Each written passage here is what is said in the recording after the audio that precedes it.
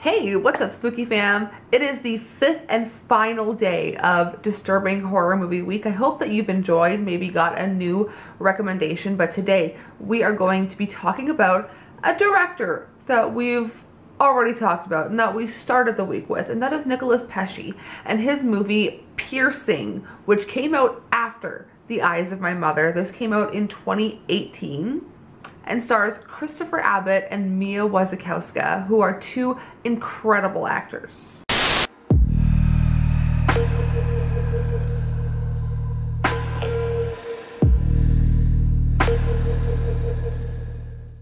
I wanted to highlight this movie because this is another one that I feel is a really good introductory disturbing horror movie, and it was a coincidence. I didn't even realize that Nicolas Pesce did.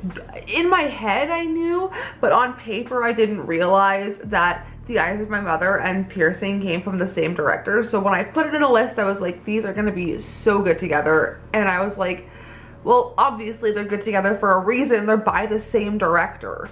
So disregard that. Just, this movie is fantastic. A man kisses his wife and baby goodbye and seemingly heads away on business with a plan to check into a hotel, call an escort service, and kill an unsuspecting sex worker. And heavy themes, but it's a story that unfolds in ways where I feel like you're not expecting most of it, but you're kind of expecting it, but you're not expecting it, but it just takes you on a wild ride. This was actually based on the 1994 graphic novel by Ryo Murakami, also called Piercing.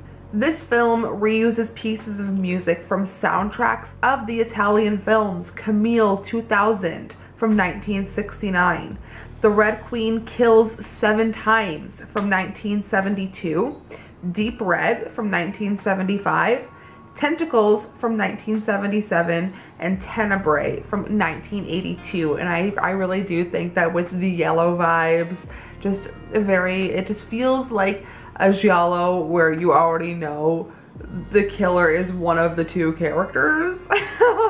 And this is a little Easter egg thing that I just wanted to mention. The hotel room where a lot of the unfortunate events unfold. The number is 2902, which adds up to lucky number 13, or if you are a Taylor Swift fan, number 13 is in everything. So we're gonna do this one a little bit differently because I feel like this movie has so many twists and turns that I don't want to ruin the entire movie for you. I want to leave you on a little bit of a cliffhanger so that hopefully you'll check it out on your own and hopefully have a really positive experience with this movie.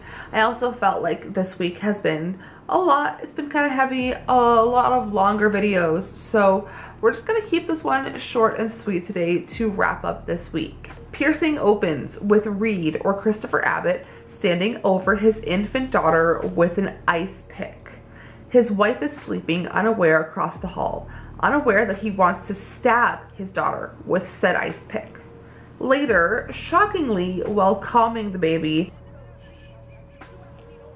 "You know what you have to do, right?" he decides he must kill a sex worker in order to push down his urges. He also believes he will save his daughter from himself this way.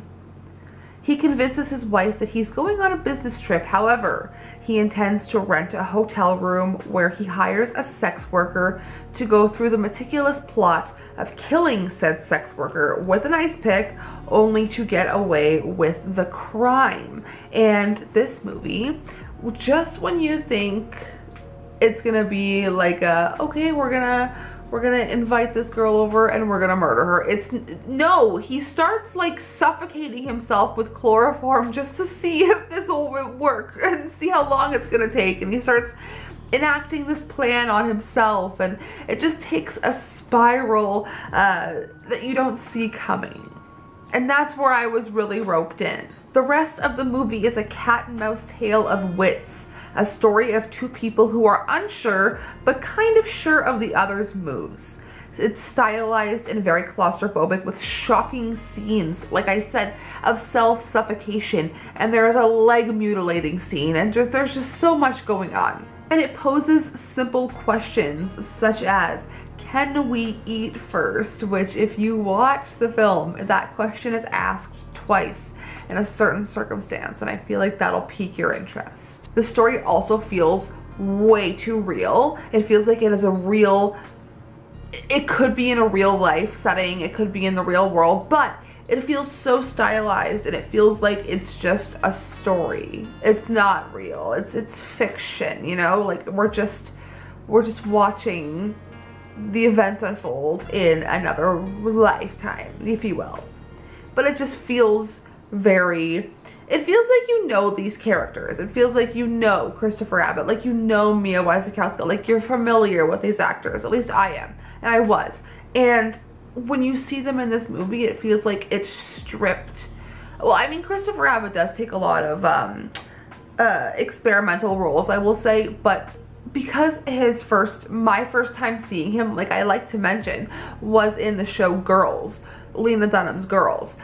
So he was a very timid, shy, kind of a bitch boy in that show. So to see him in these kind of roles, it shocks me a little bit, because I was like, oh, this is not the person that I started watching in Girls. But like I said, it feels like it feels like a giallo. It feels like a cat and mouse game. It feels like you know what's gonna happen, but you don't. And it's a fantastic movie, a fantastic watch. And like I said, I do not want to spoil it for you, but I would implore you to go and check out Piercing, because it's a really fun and short watch. I believe it's just over 80 minutes long.